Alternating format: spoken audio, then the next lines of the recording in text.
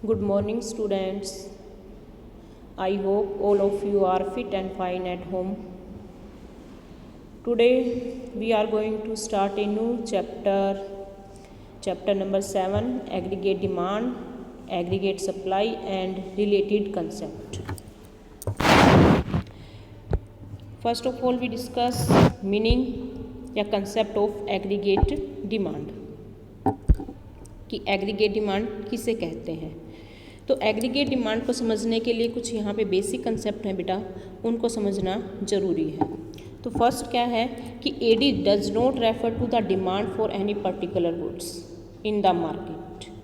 AD का meaning ये नहीं है कि जैसे हमने माइक्रो इकोनॉमिक्स में स्टडी किया था कि किसी पर्टिकुलर गुड्स की डिमांड होती है तो उसे हम क्या कहते हैं, मार्केट डिमांड कहते हैं या ओनली उसे डिमांड कहा जाता है। लेकिन मैक्रो इकोनॉमिक्स में क्या है कि होल इकोनॉमी की स्टडी की जाती है। तो यहाँ पे एग्रीगेट डिमांड का मीनिंग किसी एक पर्टिकुलर गुड्स की डिमांड या सर्विस की डिमांड से नहीं है। It refer to demand for all goods and services in the economy, यानी कि इकोनॉमी की ऑल गुड्स एंड सर्विसेज की जो डिमांड होगी उसे हम क्या कहते हैं, एग्रीगेट डिमांड कहेंगे। सेकेंड चीज़ क्या है कि AD is measured for the period of an accounting year. AD को हमेशा एन अकाउंटिंग ईयर में मेजरमेंट किया जाता है, इसलिए अब अकाउंटिंग ईयर में मेजरमेंट किया जाता है, इट्स मीन ये कौन सा कंसेप्ट हो जाता है, फ्लो कंसेप्ट हो जाता है, क्योंकि यहाँ पे हमें पीरियड ऑफ टाइम में मेजरमेंट कर रहे हैं। अगर पॉइंट ऑफ टाइम होता तो क्या हो जाता है बेटा, ये स्टॉक कंसेप्ट हो जाता है। तो एग्रीगेट डिमांड जो है हमेशा वो क्या है, अकाउंटिंग ईयर में मेजरमेंट की जाती है, पीरियड ऑफ टाइम के अंदर मेजरमेंट की जाती है, इसलिए एग्रीगेट डिमांड क्या है, एक फ्लो कंसेप्ट है। नेक्स्ट है बेटा third point, AD can be measure with reference to general price level in the economy. AD को हम जनरल प्राइस के साथ मेजरमेंट कर सकते हैं। और दूसरा मेथड क्या है, with reference to the level of income of the people, यानी कि एग्रीगेट डिमांड को अगर जब हम मेजरमेंट करते हैं तो इसका मेजरमेंट हम जनरल प्राइस के साथ या इसका मेजरमेंट हम क्या करते हैं, इनकम के साथ। इसका मीनिंग क्या है बेटा, इसका मीनिंग ये है कि जैसे कि प्राइस और एग्रीगेट डिमांड में नेगेटिव रिलेशन होता है। प्राइस के इंक्रीज होने पे एग्रीगेट डिमांड डिक्रीज हो जाती है और प्राइस के डिक्रीज होने पर एग्रीगेट डिमांड इंक्रीज हो जाती है। तो जनरल प्राइस लेवल के साथ एग्रीगेट डिमांड का कैसा रिलेशन होता है बेटा, नेगेटिव रिलेशन होता है, ठीक है। लेकिन अगर हम बात करें इनकम की और एग्रीगेट डिमांड की, तो इनकम और एग्रीगेट डिमांड में कैसा कनेक्शन है बेटा, कैसा रिलेशन है, पॉजिटिव रिलेशन है, क्योंकि इनकम के इंक्रीज होने के साथ साथ एग्रीगेट डिमांड भी क्या होती है, इंक्रीज होती है। अगर मान लो किसी पर्सन की इनकम 10,000 है और वो इंक्रीज होकर 50,000 हो जाती है, तो सिंपल सी बात है वो डिमांड क्या करेगा, इंक्रीज करेगा, ठीक है। अगर उसकी इनकम कम हो जाती है, डिक्रीज होती है, तो डिमांड क्या कर देता है, डिक्रीज कर देता है। तो थर्ड पॉइंट से हमें ये चीज़ पता चलती है कि एडी को जो हम मेजरमेंट करते हैं तो दो तरीके से वो देखते हैं हम, एक तो जनरल प्राइस का और एडी का क्या कनेक्शन है, दूसरा हम देखते हैं कि एग्रीगेट डिमांड का और इनकम का क्या रिलेशन है। तो जनरल प्राइस के साथ एग्रीगेट डिमांड का नेगेटिव रिलेशन है, क्योंकि प्राइस के इंक्रीज होने पे डिमांड डिक्रीज होगी और प्राइस के डिक्रीज होने पे डिमांड इंक्रीज होगी। और इनकम के साथ अगर बात की जाए तो इनकम के साथ कैसा कनेक्शन है बेटा, इसका पॉजिटिव रिलेशन होता है। तो यहाँ पे जैसे इनकम इंक्रीज होगी तो डिमांड भी क्या हो जाती है, इंक्रीज हो जाती है। तो इसमें ये कि एडी का जो स्लोप की अगर बात की जाए तो कर्व जो बनाएंगे वो कैसा होगा, अपवर्ड स्लोपिंग, किसके साथ, इनकम के साथ। जैसे मैंने ये एक्स एक्सिस, ये वाई एक्सिस, यहाँ पे इनकम, वाई एक्सिस पे इनकम और यहाँ पे एग्रीगेट डिमांड। तो जैसे जैसे इनकम इंक्रीज होगी डिमांड भी क्या होती जाएगी, इंक्रीज, यानी कैसा हमारा कर्व बनेगा, अपवर्ड स्लोपिंग कर्व बनेगा। क्यों बना है हमारा एग्रीगेट डिमांड का अपवर्ड स्लोपिंग कर्व, इसका मेन रीजन यही है कि इनकम के इंक्रीज होने के साथ साथ डिमांड क्या होती है, इंक्रीज, और इनकम के डिक्रीज होने पे डिमांड क्या होती है, डिक्रीज। तो यहाँ पे कैसा रिलेशन है बेटा, डिमांड में, एग्रीगेट डिमांड में और इनकम में पॉजिटिव रिलेशन है, इसलिए जो हमारा कर्व है, एडी कर्व जो बनेगा वो कैसा स्लोप बनेगा, अपवर्ड स्लोपिंग बनेगा। तो जैसे फोर्थ पॉइंट में गिवन है कि जैसे कि at the +2 level we study AD only relation to the level of income. यहाँ पे जो हम +2 लेवल पे एग्रीगेट डिमांड का कनेक्शन देखना चाहते हैं या एग्रीगेट डिमांड की स्टडी करेंगे तो इनकम के साथ लेके चलेंगे उसको, प्राइस के साथ कनेक्शन नहीं देखेंगे क्योंकि जनरल प्राइस के साथ नेगेटिव रिलेशन होता है। तो ये जो चैप्टर है आपका, यहाँ पे हम इनकम का और एग्रीगेट डिमांड के बारे में डिस्कस करेंगे so that AD rise at the level of income rise in the economy. Next है बेटा इसमें AD is measure not total of physical quantity। AD को फिजिकल क्वांटिटी में मेजरमेंट नहीं किया जाता of a goods demand in the economy. In fact, it is not possible to do so. AD is always measured in term of total expenditure on goods and service। यानी कि हम अगर aggregate demand की बात करेंगे तो हम number of या क्वांटिटी नहीं बताएंगे कि गुड्स की कितनी क्वांटिटी परचेज की गई है, हम ये बताएंगे कि जितना उसने एक्सपेंडिचर किया है वो क्या होगी एग्रीगेट डिमांड। जैसे फिजिकल क्वांटिटी मेजरमेंट नहीं करेंगे, जैसे फिजिकल क्वांटिटी में जैसे कहा जाए कि 10 kg मैंगो परचेज किए गए या 10 kg कुछ अदर गुड्स परचेज की गई, तो ऐसी फिजिकल क्वांटिटी में मेजरमेंट नहीं करेंगे। हम ये बताएंगे कि मान लो कि टोटल जो खर्च होगा, टोटल एक्सपेंडिचर होगा, मान लो कि 2000 एक्सपेंडिचर हुआ तो एग्रीगेट डिमांड कितनी है टोटल हमारी 2000। जो एक्सपेंडिचर की टर्म में हम बताएंगे, इन मनी टर्म में हम फिजिकल क्वांटिटी मेजरमेंट नहीं करेंगे कि 10 kg ली गई है, 20 kg ली गई है, टोटल नहीं, वो फिजिकल क्वांटिटी मेजरमेंट नहीं करेंगे। हम सिर्फ ये कहेंगे कि एग्रीगेट डिमांड आपकी कितनी है। तो मान लो एग्रीगेट डिमांड किस में बताएंगे, यानी कि मान लो कि लोगों ने क्या किया 10,000 एक्सपेंडिचर किया है गुड्स के ऊपर, तो एग्रीगेट डिमांड कितनी है 10,000। ठीक है। नेक्स्ट है AD is always express as what people wish to spend और what people plan to spend at different level of income. AD is always, AD जो हमेशा एक्सप्रेस की जाती है बेटा विश टू प्लान, लोगों ने क्या प्लानिंग की है, कितना उसे खर्च करना है, या प्लान टू स्पेंड कितना उन्हें खर्च करना है, डिफरेंट लेवल ऑफ इनकम। तो जो उनकी प्लानिंग है, कितना वो विश है कि कितना वो स्पेंड करना चाहते हैं, उसे हम क्या कहेंगे एग्रीगेट डिमांड कहेंगे। Never interpret AD as what people actually spend on the purchase of goods and service in the economy. जो एग्रीगेट डिमांड है वो एक्चुअली जो स्पेंड किया जाता है उसको इंटरप्रेट नहीं करेगी। ठीक है। हम अगर आपसे पूछा जाए एग्रीगेट डिमांड जो होती है वो, तो लोगों ने जो प्लानिंग की है बेटा कि मुझे इतना एक्सपेंडिचर करना है या उनकी विश है कि मुझे इतना खर्च करना है, वो क्या होती है एग्रीगेट डिमांड। एक्चुअल में वो कितना स्पेंड करते हैं उसको एग्रीगेट डिमांड नहीं लेके चलेंगे हम बेटा। ठीक है, एक्चुअल को नहीं बताएगी, ये हम उसकी विश के ऊपर डिपेंड करेगा। नेक्स्ट है with these observation mind we will define AD as under. तो ये जो सारी ऑब्जर्वेशन है इनको ध्यान में रख के अब हम एग्रीगेट डिमांड की डेफिनेशन देंगे कि एग्रीगेट डिमांड क्या है। तो AD is the sum total of expenditure that the people plan to incur on the purchase of goods and service produce in economy. यानी कि AD क्या है टोटल एक्सपेंडिचर, किसके द्वारा, लोगों के द्वारा, कि लोगों ने कितना डिसाइड किया, कितना प्लान किया है कि वो कितना टोटल एक्सपेंडिचर करेंगे परचेजिंग गुड्स एंड सर्विस को परचेज करने के लिए during the period of an accounting year corresponding to their different level of income. यानी कि डिफरेंट लेवल ऑफ इनकम पर लोगों ने जो प्लान किया है कि कितना वो एक्सपेंडिचर कर रहे हैं, उस सम को हम क्या कहेंगे एग्रीगेट डिमांड कहेंगे। नेक्स्ट है बेटा इसमें बिहेवियर ऑफ AD, या कह सकते हैं AD शेड्यूल या टेबल। तो AD को किस में मेजरमेंट किया जाता है एग्रीगेट एक्सपेंडिचर। अभी मैं बता चुकी हूँ कि फिजिकल क्वांटिटी में मेजरमेंट नहीं करते, टोटल जो एक्सपेंडिचर होगा उसे हम क्या कहेंगे AD कहेंगे। तो टोटल एग्रीगेट एक्सपेंडिचर को AD कहा जाता है। तो इसका बिहेवियर देखना चाहते हैं, तो बिहेवियर का मतलब ये है कि इनकम की डिफरेंट लेवल पर एग्रीगेट एक्सपेंडिचर या एग्रीगेट डिमांड में क्या चेंज आएगा। The behaviour of AD means how aggregate expenditure respond to different level of income in the economy। यानी कि इनकम के डिफरेंट लेवल पे एग्रीगेट एक्सपेंडिचर में क्या चेंज आ रहा है। This is express by the way of schedule, इसे हम शेड्यूल कह सकते हैं, now known as the AD schedule, और इसे एई शेड्यूल के नाम से भी जाना जाता है। एई का मीनिंग बेटा एग्रीगेट एक्सपेंडिचर, जितना एग्रीगेट एक्सपेंडिचर उतनी ही क्या होती है एग्रीगेट डिमांड। तो सेम चीज़ है बेटा, इसमें कंफ्यूज होने की ज़रूरत नहीं है। एई यानी कि एग्रीगेट एक्सपेंडिचर, जितना एग्रीगेट एक्सपेंडिचर है वही क्या हमारी एग्रीगेट डिमांड होती है।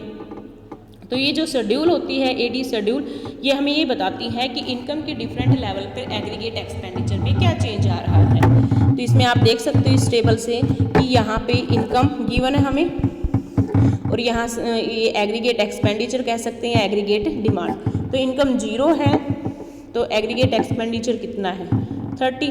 अब आपके दिमाग में सबसे पहले क्वेश्चन आया होगा कि मैडम कि इनकम तो 0 है यहाँ पर और एक्सपेंडिचर वो 30 कैसे कर पा रहे हैं। तो देखो बेटा, अगर इनकम लोगों की इनकम 0 हो जाती है तो सर्वाइव करने के लिए कंजप्शन तो किया जाएगा गुड्स एंड सर्विस का, बेसिक नीड्स तो फूड क्लोथ की तो वो तो पूरी की जाएंगी। अगर नहीं है तब भी वो इधर आपकी पहले की सेविंग है या आप किसी से उधार लेके कुछ खर्च करोगे उस चीज़ को। तो इनकम 0 होती है तब भी एग्रीगेट एक्सपेंडिचर कुछ ना कुछ होता है बेटा, ठीक है। इनकम 0 हो गई तो इसका मीनिंग ये मीनिंग नहीं होता कि हम कुछ भी कंज्यूम नहीं करेंगे गुड्स को, क्योंकि सर्वाइव करने के लिए कंज्यूमर तो क्या करेगा, गुड्स का यूज़ करेगा ही करेगा। तो इनकम 0 है तब कंजप्शन कितना बेटा 30 का, या हमारी एग्रीगेट डिमांड कितनी है 30 है। फिर इनकम इंक्रीज होती है 20 होती है, कंजप्शन भी 35 हो जाता है। फिर इनकम इंक्रीज हो जाती है 40, एग्रीगेट डिमांड कितनी है 40 हो गई बेटा यहाँ पर। अब यहाँ इसके बाद देखो इनकम बढ़ रही है, कंजप्शन भी बढ़ रहा है, लेकिन इनकम जो है वो ज़्यादा बढ़ रही है 40 से 60, 60 to 80। कंजप्शन जो है हमारा इंक्रीज तो हो रहा है लेकिन इनकम के कंपैरिजन में कम। जब इनकम 40 थी कंजप्शन भी 40 था, तो यानी कि आपकी इनकम 40 हो गई और कंज्यूम भी कितना किया 40 का। तो यहाँ पे मैंने एक चीज़ आपको बता रखी, इनकम के 2 पार्ट होते बेटा, या तो हम सेविंग करेंगे या उसका हम कंजप्शन करेंगे। जब इनकम और कंजप्शन एक दूसरे के इक्वल हो गई तो सेविंग क्या हो जाती है बेटा 0, ठीक है। कोई भी पर्सन हो, आप अपनी रियल लाइफ में भी देख सकते हो कि जैसे जैसे इनकम बढ़ेगी हम पूरी इनकम को कंजप्शन पे नहीं खर्च करेंगे, कुछ सेव करना भी स्टार्ट कर देते हैं। तो जब यहाँ इसके बाद अगर 40 के बाद आप देखोगे कि जो इनकम है और कंजप्शन है, जैसे इनकम 60 है, कंजप्शन कितने का किया 45 का, तो 60 माइनस 45 यानी कि जो 15 आएंगे उसकी क्या कर ली गई बेटा सेविंग कर ली गई है। तो इनकम के बढ़ने के साथ साथ लोग क्या करते हैं सेविंग भी करते हैं, ठीक है।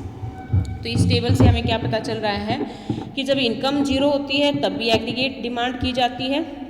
दूसरी चीज़ क्या है, इनकम के बढ़ने के साथ साथ एक्सपेंडिचर या एग्रीगेट डिमांड इंक्रीज होती है, और जैसे जैसे इनकम बढ़ती जाती है हम पूरी इनकम का कंजप्शन या एग्रीगेट डिमांड पे टोटल एक्सपेंडिचर खर्च नहीं करेंगे, उसको कुछ ना कुछ हम क्या करते हैं धीरे धीरे टाइम के साथ सेविंग करना भी स्टार्ट कर दी जाती है। तो नीचे इस बेटा इस टेबल की एक्सप्लेनेशन दे रखी है, there is always some minimum level of expenditure in the economy.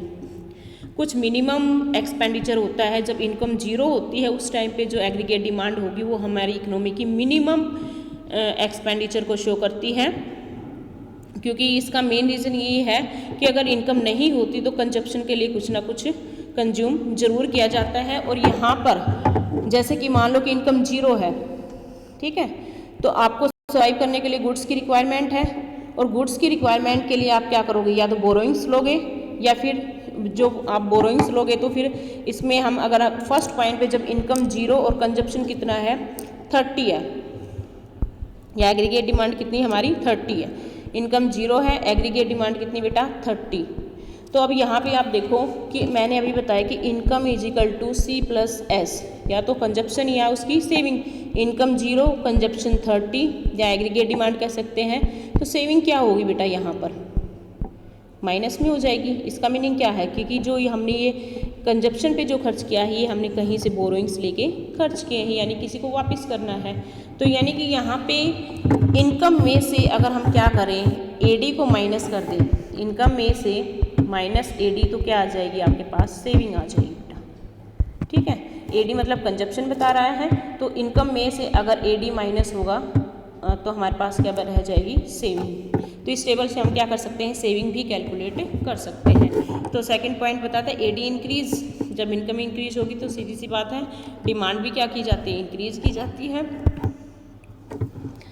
और after a certain level of Y is reach AD lags behind Y, एक पॉइंट पे पहुंचने के बाद बेटा जो एग्रीगेट डिमांड जो होती है वो इनकम से पीछे रह जाती है। जैसे कि आप उसमें इनकम जब 60 होती है तो एडी कितनी है, 45 है। इट्स मीन आगे आप देखो इनकम 80 हो जाती है, इनकम 80 तो एग्रीगेट डिमांड कितनी, 50। यानी कि इनकम के बढ़ने के साथ साथ कंजप्शन बढ़ तो रहा है लेकिन साथ में क्या है, हमारी सेविंग्स भी बढ़ रही है। तो ये हमारा अब एडी कर बनाएंगे, इसके बेस पे हमने जैसे आपको टेबल में समझाया गया था। तो अगर उसके अकॉर्डिंग हम ये आप बुक के अकॉर्डिंग देख सकते हो, एक्स एक्सिस वाई एक्सिस बेटा, एक्स एक्सिस पे इनकम या जीडीपी कह सकते हो, ये आपको गिवन भी है, और वाई एक्सिस पे क्या है बेटा, एग्रीगेट डिमांड। तो देखो स्टार्टिंग में इनकम 0 है तो 0 से स्टार्ट होगी और 45 डिग्री के एंगल से हमारी क्या है, वाई लाइन इनकम लाइन बन जाएगी।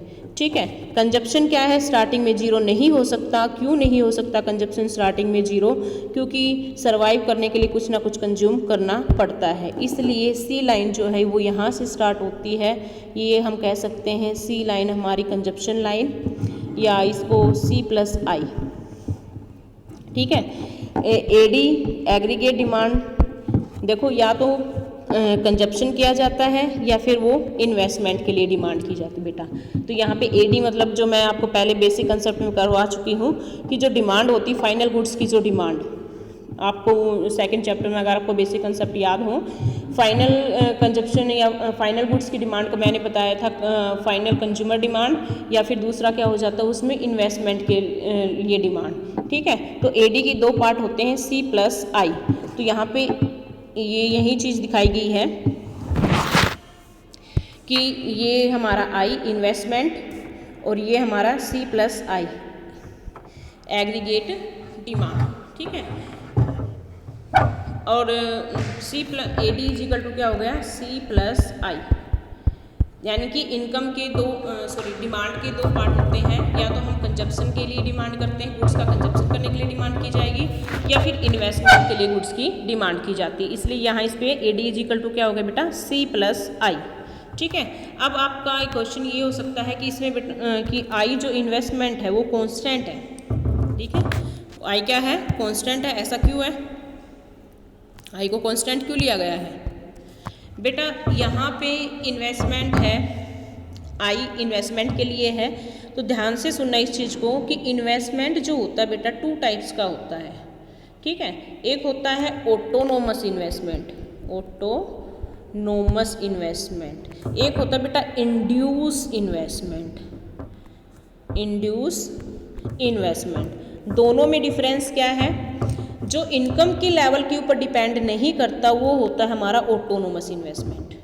ठीक है, ऑटोनोमस इन्वेस्टमेंट कौन सा होता है बेटा, जो investment does not depend on income level, जो इनकम लेवल पे डिपेंड नहीं करता वो कौन सा होता है, ऑटोनोमस। और इस इन्वेस्टमेंट को बेटा गवर्नमेंट करती है और इसको हमने मान लिया कि ये क्या रहेगा, कांस्टेंट रहेगा।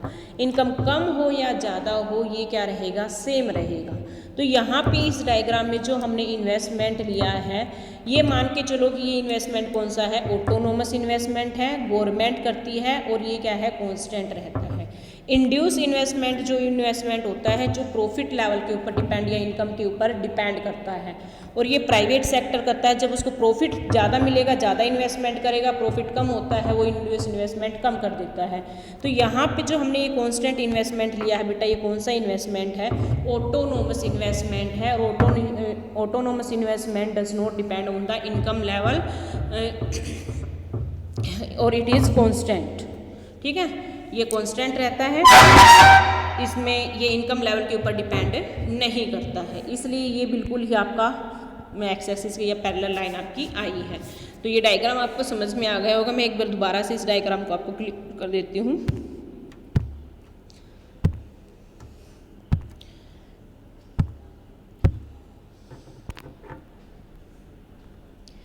ये एक्स एक्सिस, ये वाई एक्सिस। एक्स एक्सिस पे हमने इनकम ली है और वाई एक्सिस पे एग्रीगेट डिमांड।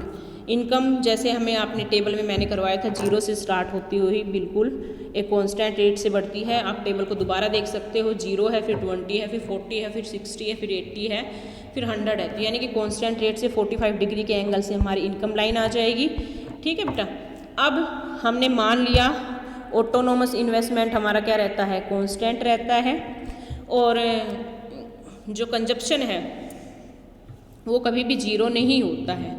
ठीक है, तो कंजप्शन 0 नहीं होगा तो इसका मीनिंग वो यहाँ से कहीं से स्टार्ट होगा C, और C प्लस I कर देंगे तो हमारे पास क्या आ जाएगी, एग्रीगेट डिमांड आ जाती है। तो बेटा कुछ बुक में डिफरेंट डायग्राम भी आपको गिवन होगा कि अगर मान लो कि C लाइन अलग से भी बना रखी होगी, यानी कि कुछ बुक्स बच्चों के पास पुरानी बुक होंगी, I लाइन बनाई होगी उसके अंदर, फिर एक बीच में C लाइन दे दी गई होगी। ठीक है, कंजप्शन लाइन, और एक ऊपर एक लाइन और बनाई गई है ये वाली, जो ये बताएगी कि C प्लस I, यानी कि इस C और I लाइन को दोनों को हम क्या कर देंगे, प्लस, तो हमारे पास ये आ जाएगी एग्रीगेट डिमांड की लाइन। अगर बच्चे को किसी को नहीं समझ में आया है अगर ये डायग्राम, तो दोबारा से मुझसे पूछ सकता है। आई होप आप लोगों को क्लियर हो गया होगा कि इस डायग्राम में क्या शो किया गया है। नई बुक के अकॉर्डिंग हमेशा हर बार डायग्राम को चेंज कर दिया जाता है। कुछ बुक्स के अंदर बेटा सिंपल भी गिवन होगा, मैं नहीं कहती कि ऐसे ही गिवन हो आपकी बुक में, कुछ बुक में ऐसे भी गिवन है इनकम लाइन और एग्रीगेट डिमांड लाइन, इतना भी गिवन है डायरेक्ट। ठीक है, नेक्स्ट बेटा इसमें अब इस डायग्राम को एक्सप्लेन कर दिया गया है कि देखो कि ई पॉइंट पर, अगर हम ई पॉइंट की बात करें बेटा, यहाँ पे इनकम और एग्रीगेट डिमांड क्या है, एक दूसरे के इक्वल है, तो सेविंग क्या हो जाती है यहाँ पर, 0 होगी बेटा। उसके बाद क्या है, इनकम आप देखोगे ज़्यादा है और डिमांड क्या है, एग्रीगेट डिमांड या कंजप्शन हमारा कम है, तो यहाँ पे सेविंग पॉजिटिव मिलेगी हमें। और इससे ई पॉइंट से अगर पहले की अगर हम बात करते हैं तो यहाँ पे सेविंग आपकी क्या होगी, नेगेटिव, क्योंकि इनकम कम है और कंजप्शन क्या है बेटा, ज़्यादा है। ठीक है, नेक्स्ट इसमें बेटा गिवन है एडी शेड्यूल, इसकी डेफिनेशन आप देख लेना। एडी शेड्यूल एक टेबल होती है जो एग्रीगेट डिमांड में और इनकम के डिफरेंट लेवल पे जो रिलेशन है उसको शो करती है। और एडी और इनकम में कैसा कनेक्शन होता है बेटा, कैसा रिलेशन है, पॉजिटिव रिलेशन है। इनकम के बढ़ने पर एग्रीगेट डिमांड इंक्रीज और इनकम के कम होने पे एग्रीगेट डिमांड क्या हो जाती है, डिक्रीज हो जाती है। और एडी कर्व की अगर हम बात करें तो AD curve is a diagrammatic presentation of AD schedule showing AD corresponding to different level of income in the economy. It tend to slope upward showing positive relation between the AD and Y. यानी कि AD curve क्या है, एक तरीके से देखा जाए तो एडी शेड्यूल का ही डायग्रामेटिक प्रेजेंटेशन है जो शो करता है एडी और इनकम के अंदर पॉजिटिव रिलेशन। यानी कि एडी कर्व कैसा कर्व होता है, positive slope, upward sloping AD curve होता है, जो ये इंडिकेट करता है एडी एंड इनकम के बीच में कैसा कनेक्शन है, पॉजिटिव रिलेशन है। वाई किसके लिए बेटा, इनकम के लिए लिया जा रहा है, वाई फॉर इनकम। नेक्स्ट बेटा इसमें कंपोनेंट्स ऑफ एग्रीगेट डिमांड, तो ये हम कल डिस्कस करेंगे, आज इतना ही बेटा। Okay, have a nice day.